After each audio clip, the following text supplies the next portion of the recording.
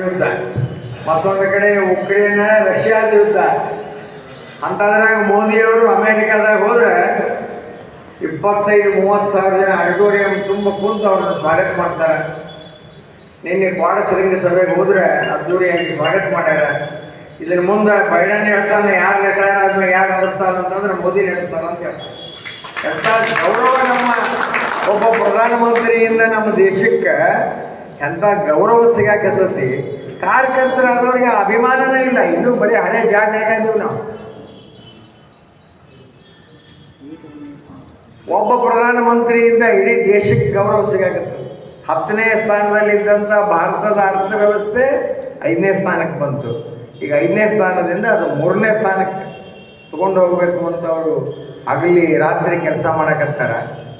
15 ತಾಸು ದಿಲ್ಲಿಯಿಂದ ಅಮೇರಿಕಕ್ಕೆ ಹೋಗಿ ಹಿಡಿದು ಬೈಡನ್ನ ಮನೆಗೆ ಹೋಗಿ ಭೇಟಿಯಾಗಿ ಅಲ್ಲೇ ರಾತ್ರಿ ಮೀಟಿಂಗ್ ಮಾಡಿ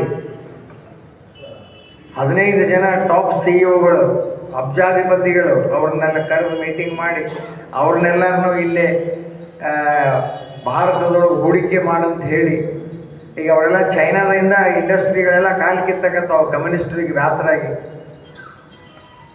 ಅದ್ರದ್ದು ಸದುಪಯೋಗ ತಗೋಬೇಕಲ್ಲ. ಈಗ ಕಾಂಗ್ರೆಸ್ನವ್ರು ಹಾಳಾದವ್ರು ಅವು ಹಾಳು ಮಾಡಕತ್ತಾರ, ಸರ್ಕಾರ ಸರಿಯಾಗಿ ನಡೆಸೋಲ್ರಿ ಅಂದ್ರೆ ಅದ್ರದ್ದು ಉಪಯೋಗ ನಾವು ತಗೋಬೇಕಲ್ಲ ಒಂದು ರಾಜಕೀಯ ಪಕ್ಷ ಆಗಿ. ಸರ್ಕಾರ ಬಂತಂದ್ರೆ ನೋಡ್ರಿ ಎಲ್ಲಿರ್ತಾರೋ ಎಲ್ಲಿಲ್ಲೋ ಯಪ್ಪ ಬೇಡ, ಜಾತಿ ಒಂದೊಂದು ಸಮುದಾಯ ಭವನ ಗುಡಿ ಹಂಗೆ ಬರ್ತಾವ, ಅಜ್ಜಿ ಬಂದ ಬರ್ತಾವ. ನಾನು ನೋಡೀನಿ, ಎಲ್ಲ ಸರ್ಕಾರದಾಗಿದ್ದು ನೋಡೀನಿ, ಸರ್ಕಾರದಾಗ ಎಲ್ಲಾಗ ನೋಡೀನಿ.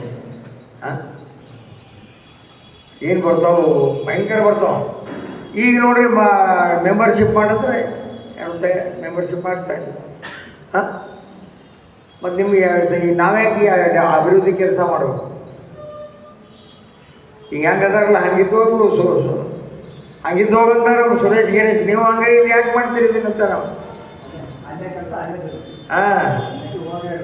ಅದ ನಾ ಹೆಸರು ತಗೊಳ್ಳೋದಲ್ಲ ಅದು ನೀ